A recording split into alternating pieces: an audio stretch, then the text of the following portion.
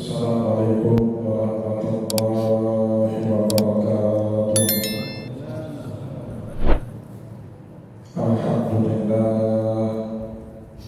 Alhamdulillahilladzi ja'ala ilma taharatan lin-nufus wa nuran lil-basair wa hadiyan ilal jannah. Asyhadu an la ilaha illallah wahdahu la syarika lah wa asyhadu anna Muhammadan abduhu wa rasuluhu shahibul burhan. Allahumma sholli wa sallim ala rasulika karim Muhammad sallallahu alaihi wasallam wa ala alihi wa ashabihi wa man tabi'ahu bi ihsanin ila yaumiddin. Summa amma ba'du. Puji dan syukur senantiasa dan tidak pernah bosan-bosannya kita panjatkan kehadiran Sang Maha Pencipta Allah Subhanahu wa Ta'ala, yang mana dengan limpahan karunia-Nya, rahmat-Nya, hidayah-Nya serta anugerah-Nya kepada kita semua, kita kembali masih diberi kesempatan, kesehatan dan usia panjang oleh Allah untuk sama-sama dan senantiasa mengabdikan diri kita di jalannya dengan menjalankan segala perintahnya dan menjauhi semua larangannya. Salawat diri salam juga tidak pernah lupa pula kita haturkan kepada junjungan alam Nabi besar Muhammad sallallahu alaihi wasallam, di mana beliau telah bersabda dalam sebuah hadis, taraktu fikum amrayni la in tamassaktum bihima lam tadillu abada, kitaballahi wa sunnati. Telah aku tinggalkan kepada kalian dua pusaka yang jika kalian menemani keduanya, niscaya kalian tidak akan pernah tersesat selama-lamanya. Al-Quran kitabnya Allah dan hadis sunnahnya Rasulullah sallallahu alaihi wasallam. Bapak Ibu kaum muslimin dan muslimat, jamaah salat maghrib yang dimuliakan oleh Allah, mari pada kesempatan malam yang penuh dengan keberkahan ini, sambil kembali kita niat iktikaf di rumah Allah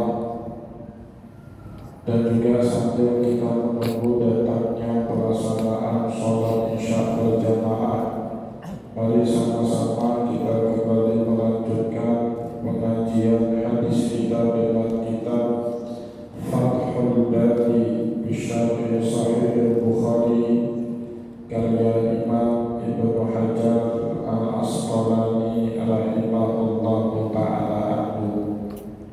Dan insyaallah pada kesempatan malam ini kita kembali akan melanjutkan bacaan kita dengan kitab yang keempat, kitab Wudu, kitab yang mengandung di dalamnya hadis-hadis yang membicarakan tentang syariat wudu dan juga kaifiyatul wudu. Dan insyaallah pada kesempatan malam ini kita akan masuk ke pembahasan bab yang ke-8 di dalam kitab yang keempat, bab tasmiyati ala kulli halin wa inda wiqa'i, bab adanya anjuran, adanya kesukaan atas tasmiyah, yaitu membaca, mengucapkan atau juga melafalkan tasmiyah. Tasmiyah itu sama dengan basmalah, mengucapkan bismillahirrahmanirrahim ala kulli halin, dalam setiap keadaan, wa inda wiqa', dan juga mohon maaf pada saat mau berhubungan suami istri. Jadi Bapak Ibu yang dimuliakan oleh Allah, kesunahan kita membaca basmalah itu diikat oleh Nabi dalam sebuah hadis hadis kullu amrin fi banin la yubda fihi bi bismillah fahuwa aqta, atau dalam riwayat yang lain fahuwa abtar. Setiap perkara yang baik tidak dimulai dengan mengucapkan bacaan basmalah, maka aqta, pahalanya itu terputus, atau abtar, tidak, atau ibadahnya sia-sia, tidak membawa keberkahan kepada perbuatan baik yang dia lakukan.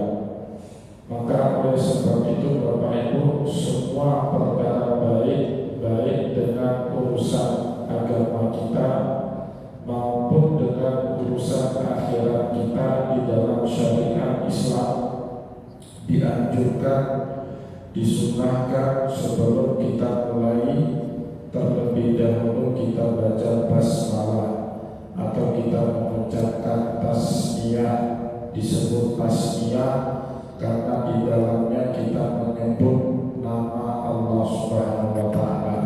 Yang di dalam bacaan basmalah Bapak Ibu tersebut 3 nama Allah Subhanahu wa Ta'ala: Allah, Ar-Rahman, dan juga Ar-Rahim. Ya, maka apapun perbuatan baiknya, mau membantu orang lain mulai dengan basmalah, mau mengangkat barang, ya, baca basmalah, ya, kemudian mau mengajarkan ilmu kepada orang lain, baca basmalah, mau olahraga agar badan sehat, dengan badan sehat kuat beribadah, mulai dengan baca basmalah. Mau tarajul itu maknanya menyisir rambut, perkara baik. Nabi Muhammad juga senang sekali menyisir rambutnya. Maka mulailah menyisir rambut itu dengan membaca basmalah, menggunakan pakaian, menggunakan celana atau mengikatkan kain sarung, baca juga basmalah. Mau minum air, baca juga basmalah, dan perkara-perkara baik yang lainnya. Yang dilarang kita membaca basmalah kalau kita mau melakukan perbuatan dosa ataupun maksiat. Basmalah dilarang.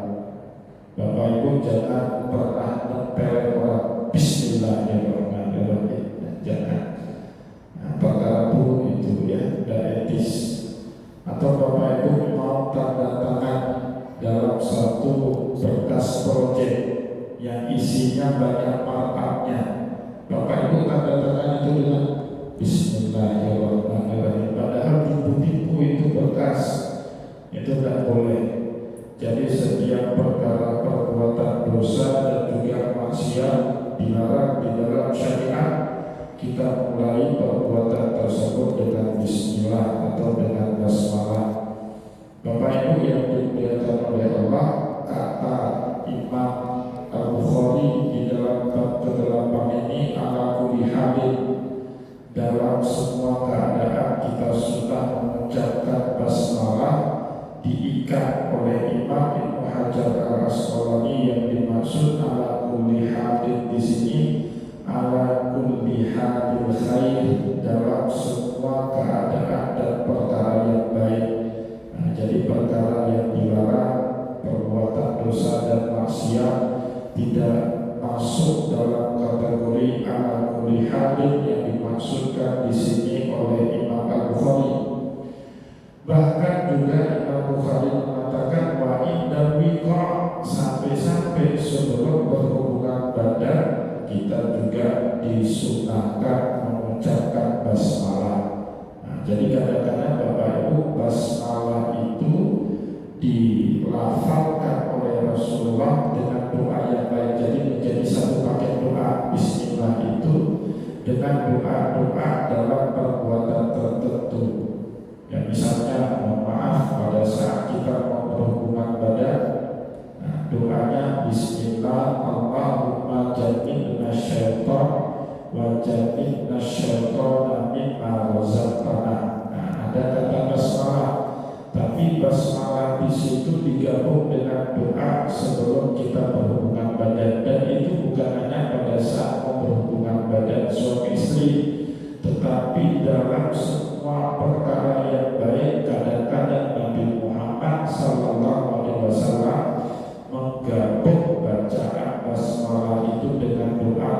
tertentu sebelum kita melakukan suatu perbuatan.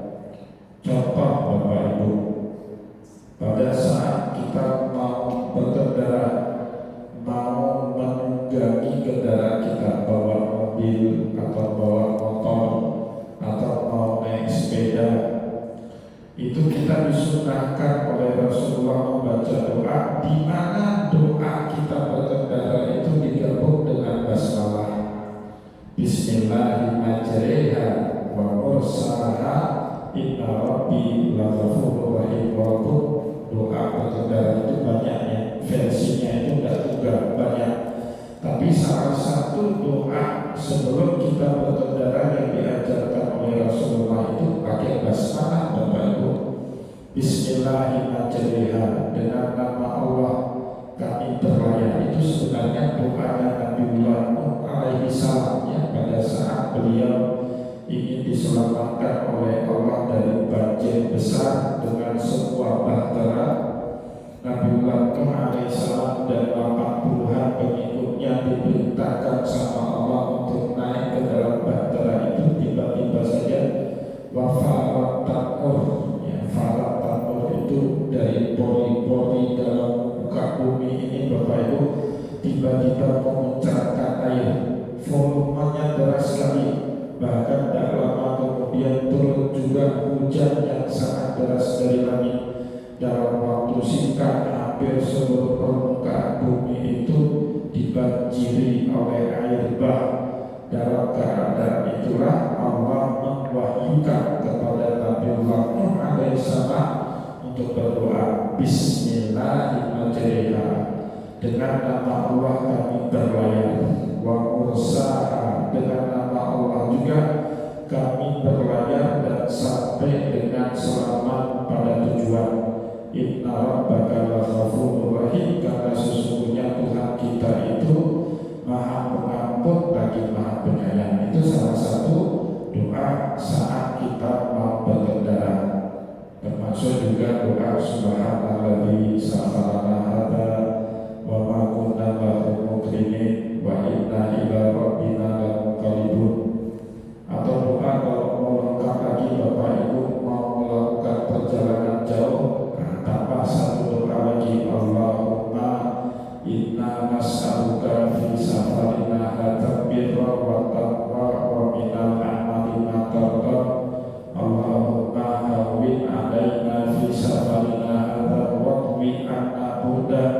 Allahumma anta sahibu fi safar wal khalifatu fil ahli wal mal.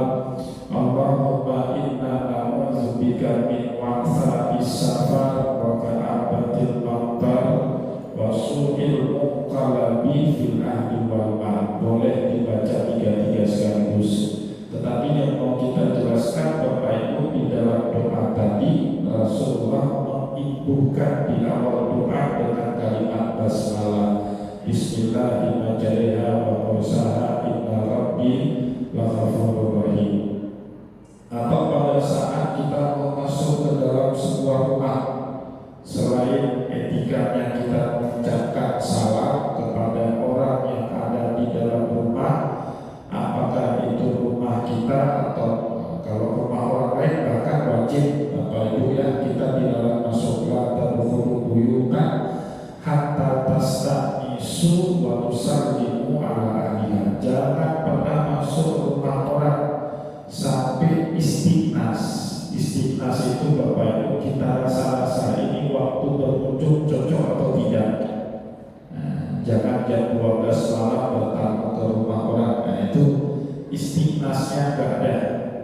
Jadi pakai perasaan Bapak Ibu. Maka ayatnya berbunyi, ya ayyuhalladzina amanu la tadkhulu buyutan ghaira buyutikum hatta tastanisu. Wahai orang-orang yang beriman, jangan sekali-kali kalian masuk ke rumah orang lain sampai kamu rasa-rasa dulu lah. Ini waktu berkunjungnya tepat atau tidak, mengganggu atau tidak ya. Kalau dirasa ini waktu tidak mengganggu, apalagi sebelumnya sudah kita hubungi yang punyanya rumah, ternyata beliau berkenan menyambut kita pada waktu tertentu, baru pakai hukum yang kedua. wa tusallimu ala ahliha, dan kasih salam kepada ahlul bait yang ada di rumah itu. Begitu juga pada saat kita pulang rumah, Bapak Ibu, rumah kita sendiri, tapi di dalam rumah itu ada anak dan istri kita, jangan masuk sebelum kasih salam. Bagaimana Pak Ustaz kalau rumahnya kosong? Sunnah juga kita beri salam, dan insya Allah salam kita itu dibalas oleh para malaikat yang ada di dalam rumah kita. Etikanya seperti itu. Bapak Ibu yang dimuliakan oleh Allah, selain kita memberi salam pada saat masuk ke dalam sebuah rumah, kita juga disuruh sama Nabi Muhammad untuk baca doa sebelum kita masuk ke dalam suatu rumah yang dijadikan sebagai tempat tinggal oleh seseorang. Bismillahirrahmanirrahim wa bismillahirrahmanirrahim wa ala rabbina wa ala Allahi rabbina tawakkalna. Pakai kata basmalah Bapak Ibu di dalam doanya. Bismillahirrahmanirrahim, dengan nama Allah kami masuk. Wa bismillahirrahmanirrahim, dan juga nanti dengan nama Allah kami akan keluar dari rumah ini. Wa ala Allahi rabbina tawakkalna, dan atas nama Allah sebagai Tuhan kami bertawakal penuh terhadap apapun yang terjadi di dalam rumah ini. Itu diajarkan kata Nabi Muhammad dalam satu hadis, waha'ahu syaitan. Maka kalau kita baca doa itu dalam rumah seseorang, syaitan itu tak kuasa untuk menggoda kita macam-macam di rumah itu. Minimal Bapak Ibu pulang dari rumah itu kita tidak menyakiti perasaan sahibul bait, tuan rumah. Kan ada betapa sering Bapak Ibu kita temui seorang tamu ternyata obrolannya, omongannya, sikapnya akhirnya menjadi kesannya tidak baik kepada tuan rumah. Pulang tamunya, tuan rumahnya ngomong, jika ada pegawainya. Kan sering banget kita punya tamu seperti itu. Itu pikir kedua, tahu sih, apa aja nih? Bapak Ibu, itu kata Rasulullah, barang siapa yang berdoa dengan doa tadi pada saat masuk ke rumah seseorang, syaitan tidak ada kuasa untuk menggoda dirinya. Minimal kita tidak akan meninggalkan kesan yang buruk kepada sahibul bait. Ya, ini penting sekali bagi anak muda yang datang ke rumah calon mertua, apalagi ada rencana minta makannya dikurang. Sekarang satu rumahnya 6 juta. Yang datang ke rumah calon mertua ternyata sikapnya tidak menyenangkan, boro-boro minta kurang mahal, udah kota ditolak sama calon mertua di situ ya. Nah, jadi baca doa tadi dengan basmalah, Bismillahirrahmanirrahim wa bismillahirrahmanirrahim wa ala Allahi rabbina tawakkalna. Begitu juga Bapak Ibu pada saat kita keluar rumah seseorang, atau bahkan keluar dari rumah kita sendiri mau ke masjid, itu sunnah juga baca doa, dan di awalan doa itu ada basmalah.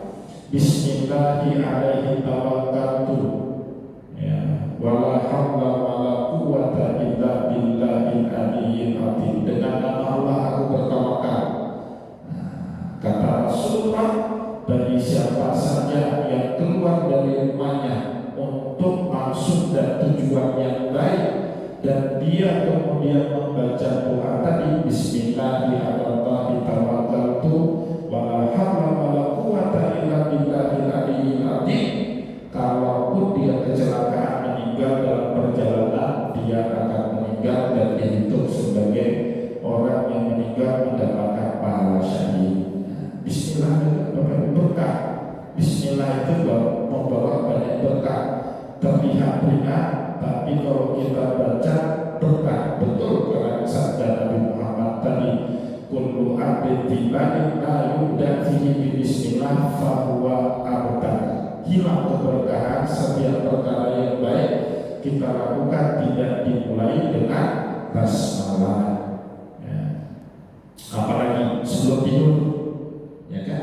Basmalah juga kan doanya Bismillahirrahmanirrahim wa bismika amut. Kalau sebelum makan banyak sekali doanya.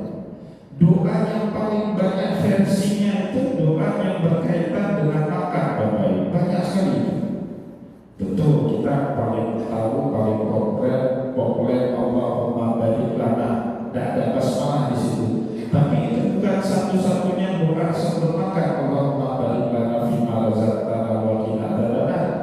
Rasulullah pernah sebelum makan beliau berdoa Bismillah wa ala barakatillah. Nah, itu doa lain Nabi Muhammad yang sering ia ucapkan sebelum beliau mengkonsumsi makan ataupun minum. Bismillah dengan nama Allah wa ala barakatillah, dan atas Allah segala keberkahan dalam hidup kita. Nah, itu doa lain. Atau Nabi juga pernah makan cuma mengucapkan basmalah saja. Bapak Ibu kalau sering dengar perjalanan Isra Mi'raj Nabi Muhammad di dalam pelajaran Sirah Nabawiyah, kita tahu sebelum Nabi Isra dan Mi'raj, Nabi Muhammad terlebih dahulu beliau hijrah ke Taif. Tetapi di Taif beliau diperlakukan semena-mena. Beliau tidak disambut dengan baik, bahkan suja wajahmu, mukanya Nabi bonyok, wakasara teraba ia tahu, beberapa gigi Nabi Muhammad patah, dianiaya oleh penduduk Taif.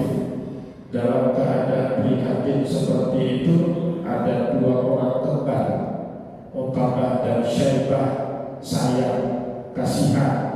Lihat Rasulullah, dia berikan perlindungan Nabi Muhammad di dalam kebun dia, disembunyikan di situ Nabi Muhammad.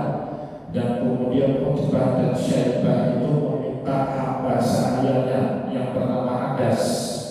Adas ini Bapak Ibu orang Irak, orang Mosul, ya, orang Ninawa, agamanya Kristen, Buddha. Disuruh sama tuannya untuk menghantar satu mangkok anggur kepada Rasulullah dan Zaid bin Harisah. Sebelum Nabi Muhammad makan anggur itu, beliau mengucapkan Bismillah, bukan Bismillah wa ala barakatillah, atau bukan Allahumma barik lana fima razaqtana, cuma Bismillah saja. Heran kemudian Adas pun berkata, kamu ini siapa? Masa itu harbal kalam minal Arab, saya tidak pernah mendengar orang Arab menyebut Bismillah, katanya. Orang non-Arab saya menyebut, orang Arab jahiliyah mana tahu Bapak Ibu Bismillah itu. Maka Adas bingung. Dari situ juga boleh kalau kita sebelum makan hanya mencukupkan pada Bismillah saja Bapak Ibu, ya. Bahkan sampai kalau kita buru-buru makan, lupa baca Bismillah, lupa Allahumma barik lana, lupa baca Bismillah wa ala barakatillah, masih ada doanya itu, Pak.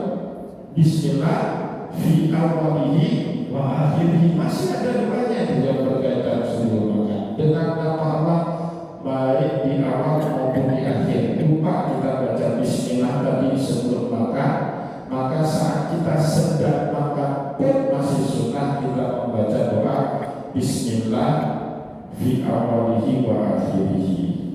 Apalagi contohnya saat kita menyembelih hewan, itu bahkan wajib baca basmalah, karena kata Allah kalau hewan kita sembelih tidak baca basmalah bangkai dia, tidak boleh kita makan. Wa ma uhilla li ghairillahi bih, dan semua jenis hewan, baik hewan besar seperti onta, kambing, kerbau, sapi, maupun hewan kecil seperti unas, bebek, ayam, dan seterusnya, wajib Bapak Ibu pada saat disembelih menyebut Bismillah. Doanya apa? Bismillah, Allahu Akbar, prak sembelih. Kalau hewan itu disembelih dan menyebut Bismillah, Allahu Akbar, jadi bangkai dia, termasuk yang dilarang di dalam ayat tadi, wa ma uhilla li ghairillahi bih. Jadi Bapak Ibu yang dimuliakan oleh Allah, banyak sekali ya doa-doa di dalam agama kita itu diawalkan oleh Rasulullah SAW dengan baca basmalah, dan yang paling banyak di antaranya itu bahkan satu di antaranya bukan sunnah tapi wajib, yaitu saat kita menyembelih seekor hewan seperti yang sudah kita jelaskan tadi. Bapak Ibu kaum muslimin dan muslimat jamaah pengajian yang dimuliakan oleh Allah, di dalam bab ke-8 ini Imam Bukhari meriwayatkan kepada kita sebuah hadis yang ditalqin atau diberikan nomor oleh beliau, hadis nomor 141, di mana beliau mendapatkan riwayat hadis ini dari guru beliau, hadatsana Ali bin Abdillah qala hadatsana Jarir an Mansurin an Salim bin Abi Jadi an Quraibin an Ibni Abbas radhiyallahu anhuma yang berhubung Nabiya sallallahu alaihi wasallam qala. Jadi sahabat Nabi sekaligus sepupunya Nabi Abdullah bin Abbas radhiyallahu anhuma pernah mendengar, pernah sampai kepada beliau suatu riwayat dari Nabi Muhammad sallallahu alaihi wasallam, di mana di dalam riwayat tersebut Nabi kita berkata, "Lau anna ahadakum idza ata ahlahu." Siapapun di antara kalian ingin berjimat atau bersetubuh dengan istrinya, qala hendaklah dia membaca doa sebelum dia melakukan itu dengan sebuah doa yang diajarkan oleh Nabi Muhammad sallallahu alaihi wasallam. Doa yang berbunyi Bismillahirrahmanirrahim, jannibna syaitan wa jannibish syaitana ma razaqtana. Dengan nama Allah, Allahumma jannibna syaitan, ya Allah jauhkanlah diri kami dari syaitan, wa jannibish syaitana ma razaqtana, dan jauhilah semua syaitan yang Engkau rezekikan kepada kami. Jadi Bapak Ibu, apa maksudnya syaitan yang direzekikan kepada kita? Semua kita Bapak Ibu tanpa terkecuali, termasuk juga para nabi, termasuk juga baginda Rasulullah sallallahu alaihi wasallam. Kita ini ada pendamping dua, satu malaikat, satu lagi syaitan Bapak Ibu ya. Nah, malaikat ada selalu mendampingi kita ya. Tetapi juga ada bangsa jin yang selalu bersama kita. Jin yang selalu bersama kita semenjak kita lahir sampai kita meninggal dunia disebut dengan jin qarin namanya ya. Jin qarin itu Bapak Ibu perilaku dia, sikap dia, sampai cara bertutur kata dia sama persis mengcopy paste semua seperti gaya tuannya, seperti gaya manusia yang didampinginya itu. Jadi kalau saya ada jin qarin Bapak Ibu, jin qarin saya itu persis gayanya, cara bicaranya, cara marahnya, cara ketawanya seperti saya, di-copy paste persis jin qarin itu. Kenapa? Karena dia bersama dengan kita Pak, semenjak kita lahir sampai kita meninggal dunia. Nah, maka di dalam ilmu ruqyah, seandainya ada orang yang sudah meninggal dunia Pak, kemudian setelah itu dia masih mendengar suara orang tuanya yang meninggal dunia atau nampak bayang-bayang orang tuanya, itu bisa dipastikan bukan ruh orang tuanya, karena ruh orang mati itu kan sudah dipegang sama Allah. Allah berarti yatawaffal anfusu hina mautiha, Allah pegang nyawa orang yang sudah mati. Wallati lam takun fi manamiha, dan juga Allah pegang ruh orang yang tidur.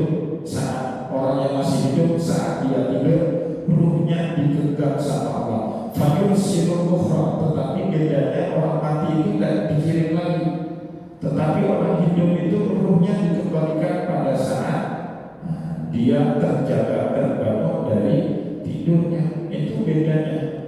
Nah, jadi siapa juga yang ada orang kok kayaknya mendengar suara bapaknya yang sudah mati, itu qarinnya Pak, qarinnya orang yang sudah mati. Qarin ini Pak, kalau kita baik lagi, kita jahat, dia bahkan lebih jahat lagi daripada kita. Qarin itu sangat tergantung dengan kita. Kalau kita baik, qarinnya akan dipengaruhi dengan kebaikan kita. Juga sebaliknya, kalau kita jahat, maka kejahatan kita itu juga akan mempengaruhi seorang jin qarin yang menjadi pendamping kita. Maka di dalam doa ini Bapak Ibu, di dalam doa jima yang diajarkan kepada kita oleh Rasulullah, Bismillahi Allahumma jannibna syaitan, dengan nama Allah, ya Allah jauhilah segala syaitan untuk terlibat dalam hubungan sakral. Itu syaitan itu Pak paling iri dengan manusia. Bapak Ibu kalau baca tafsir surat apa itu? Surat apa? Surat Tin ya. Laqad khalaqnal insana fi ahsani taqwim, itu surat Tin ya. Waqti wa zaitun ya, surat Tin. Ada ayat di situ, laqad khalaqnal insana fi ahsani taqwim. Manusia itu benar-benar diciptakan dalam bentuk yang paling sempurna dibandingkan makhluk hidup yang lain. Saya kadang-kadang iseng Bapak Ibu, ini bagaimana maksud manusia yang paling sempurna? Bapak Ibu pernah lihat jerapah tinggi sekali kan lehernya? Jerapah itu Bapak Ibu hanya sekedar untuk minum. Kalau makan oke lah, banyak batang pohon, ranting-rantingnya juga sedikit jerapah, ya kan? Gampang dia makan. Kalau rumput tidak bisa makan jerapah. Tapi kalau daun-daunan bisa. Tapi kalau minum Pak, kan ke bawah dia. Itu ternyata jerapah paling tersiksa pada saat minum. Tapi dengan bentuk fisik kita manusia seperti ini Pak, makan dan minum bisa kita nikmati dengan baik. Dan ada yang namanya tersiksa kita saat harus makan dan minum itu. Beda dengan jerapah. Singa coba lihat, ya, makannya bahkan dan fisik dia kelak, meskipun makan daging yang sudah busuk, kita tidak. Maka kita dianugerahkan sama Allah asal takwin, penciptaan yang paling sempurna. Itu bangsa yang paling cemburu dengan manusia itu namanya bangsa jin. Karena bangsa jin itu seburuk-buruknya rupa dari makhluk Allah. Rupa jin itu jelek betul itu. Maka Bapak Ibu jangan bercita-cita ketemu dengan jin. Jelek betul, kan kaget kita ketemu dengan jin. Kalau ada orang teman kita yang yang kagetin kita, aku bikin jin pulang. Memang rupanya jelek sekali jin itu. Maka jin itu paling cemburu dengan kita manusia. Oleh sebab itu, kalau ada manusia yang mau berhubungan badan, dan tentu yang diharapkan melalui hubungan badan itu apa? Anak keturunan kan? Pasti jin laki-laki mau terlibat dalam situ, kalau bahasa orang sekarang, untuk memperbaiki keturunannya. Maka hati-hati bapak-bapak ajari anak yang mau menikah, jangan lupa baca doa ini. Khawatirnya anak keturunannya dia nanti bawa benih-benih jin itu, benih-benih setan. Maka kita diajarkan doanya seperti ini oleh Allah. Jin itu memang senang untuk ikut serta dalam hubungan badan suami istri itu Pak. Bahkan kerja sihir pertama dari jin itu apa? Yufarriqu bainal mar'i wa zawji. Sering itu Pak, kalau jin sudah senang sama seorang laki-laki, jin perempuan berarti ya, atau jin sudah senang kepada seorang perempuan berarti jin laki-laki, dia berusaha untuk suami istri ini berpisah. Ada itu. Kemudian dibuatnya laki-laki itu menduda sampai akhir hayat. Itu salah satu godaan setan itu. Dan atau perempuan dibuatnya menjanda sampai akhir hayat. Ada seperti itu. Termasuk juga melalui doa ini kita minta perlindungan kepada Allah, wajahnya bisyaitan al-razaqana, ya Allah jauhkan juga syaitan yang kau rizkikan kepada kami. Siapa itu? Jin qarin. Kalau dalam bahasa Aceh namanya paru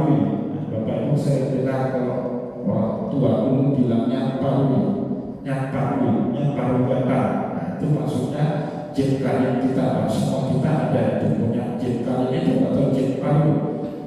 Bahkan jangankan jin asing, jin yang gak kita kenal, jin yang tidak melekat dengan kita, jin qarin kita pun dengan doa ini Pak kita baca, dia tidak bisa masuk ke tempat saat kita sedang berhubungan suami istri dengan pasangan kita. Jangankan jin-jin tak dari mana Nyiro Kidul Ratu Pantai Selatan.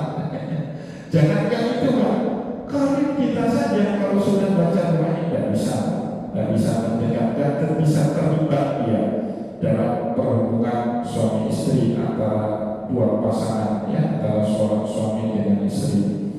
Maka kata Nabi Muhammad di dalam hadis ini kemudian fakutiya bainahuma waladun, bagi siapa saja yang membaca doa ini sebelum berjima berhubungan badan suami istri, fakutiya bainahuma waladun, dan kemudian mereka dirizkikan sama Allah seorang anak, dianugerahkan seorang keturunan melalui hubungan itu oleh Allah, lam yadurrahu, maka anaknya itu tidak pernah bisa dimudaratkan, digoda sama setan itu.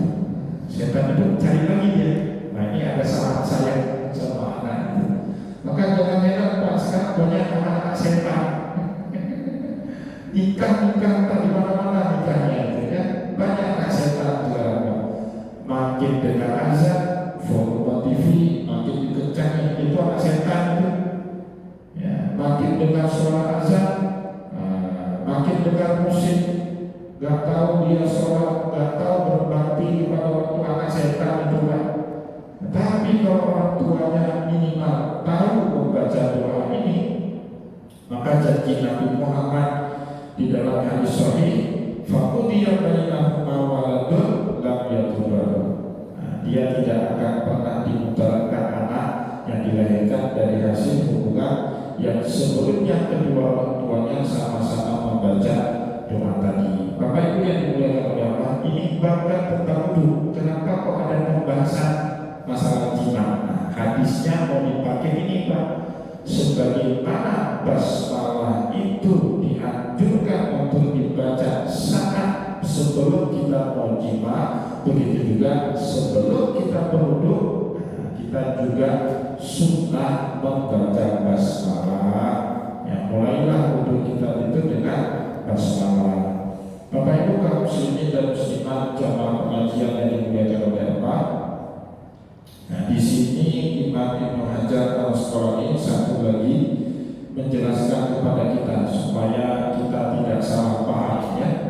Di dalam judul bab, Imam Bukhari kan menyebut bab tasmiyati ala kulli hadin wa indal wiqam, bab kesunahan kita membaca basmalah dalam semua kegiatan yang baik, wa indal wiqam, dan ketika kita bersenggama, ketika kita berhubungan badan suami istri. Bapak Ibu ini harus pelan-pelan, ini harus hati-hati, jangan salah paham. Zikir kepada Allah itu sunnah dalam keadaan apapun. Bahkan di dalam Al-Quran disebut fadhkurullaha qiyaman wa qu'udan wa 'ala junubihi. Zikirlah kalian kepada Allah qiyaman, sambil berdiri, qu'udan sambil duduk, wa 'ala junubihi, bahkan juga sambil berbaring pun boleh Pak zikir, tidak masalah. Nah, Bapak Ibu sambil menyetir mobil zikir boleh, sambil makan zikir boleh, baca doa boleh, tilawah Quran boleh, salawatan boleh, apalagi sambil olahraga misalnya zikir boleh, sambil jogging. Daripada dihanya gagah zikirnya la ilaha illallah, kalau enggak dihanya gagah astagfirullahaladzim, zikir boleh Pak. Atau sambil tidur, ya, sampai sebelum kita mengantukkan diri kita itu dengan baca zikir boleh, kecuali dalam dua keadaan nggak boleh. Nah, kata Imam Al-Ghazali ya, atau kata Imam Ibnu Hajar Al-Asqalani dua keadaan. Tapi kalau kita baca dalam kitab fikih, tiga keadaan yang dilarang kita zikir. Kita baca dulu penjelasan Imam Ibnu Hajar ya, dalam kitab Fathul Bari.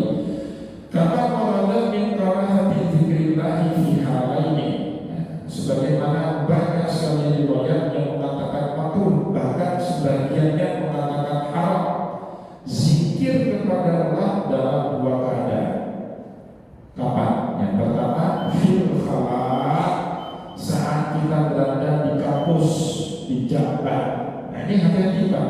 Makna yang dilarang ini salah. Salah itu tempat kita buang baik air kecil maupun air besar. Itu tidak boleh membuang. Tapi kalau kamar mandi Pak, kamar mandi kan ada sebagian kamar mandi kayak itu di belakang ini kan ada. Tapi itu kan nggak ada apa itu WC-nya ya. Boleh nggak di situ kita zikir Allah? Itu boleh nggak? Kalau Bapak udah baca basmalah di situ boleh. Tetapi kalau ada WC-nya, di situ ada tempat buang air besar dan air kecilnya. Kalau Imam Ibnu Hajar mengatakan makruh di dalam kitab fikih, bahkan haram menyebut nama Allah. Maka pada saat kita masuk ke WC itu doanya nggak ada basmalah kan? Ya, nggak ada basmalah itu doanya. Allahumma inni a'udzubika minal khubuthi wal khaba'ith. Doanya nggak ada basmalah. Nah, jadi Bapak Ibu yang dimuliakan oleh Allah, yang pertama dilarang kita pikir menyebut nama Allah baik alamiah maupun sirriyah. Jangankan alamiah, terang sir saja tidak boleh. Kapan? Pada saat kita di kampus, di jamban, di WC. Yang pertama. Yang kedua, kata Imam Ibnu Hajar, iddal wiqah. Pada saat terjadinya persenggamaan suami istri itu tidak boleh. Mohon maaf Bapak Ibu lagi itu la ilaha illallah. Ya itu kayak walid ya yang lagi ngetren. Nggak boleh itu ya zikir lagi gitu, nggak boleh zikir. Nah maka yang dimaksud indal wiqah di sini kata Imam Ibnu Hajar qabla jima, sebelum berhubungan badan, bukan saat berhubungan badan. Bapak Ibu nggak boleh lagi berhubungan badan murojaah Al-Quran alif lam mim gitu. Tak boleh itu ya, tak boleh. Lagi berhubungan badan tidak boleh salawatan, karena sekarang yang tahu lah. Lagi salawatan dan joget, macam-macam orang sekarang. Itu kan ada etikanya semua itu. Masa Bapak Ibu salawatan sambil joget atau baca Al-Quran sambil menari, itu kan gak etis sama sekali ya.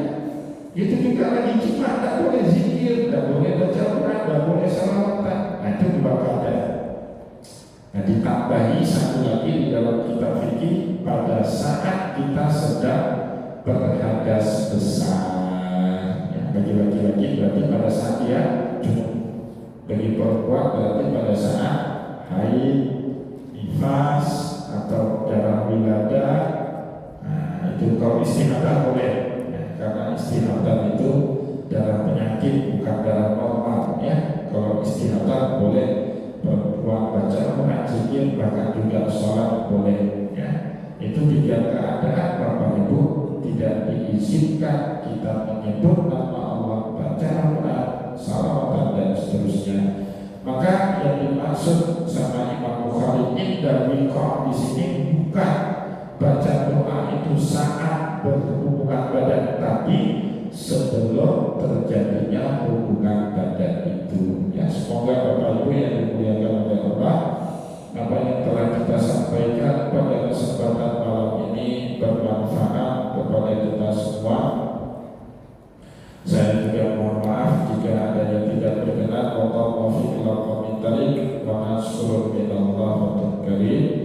Wassalamualaikum warahmatullahi wabarakatuh.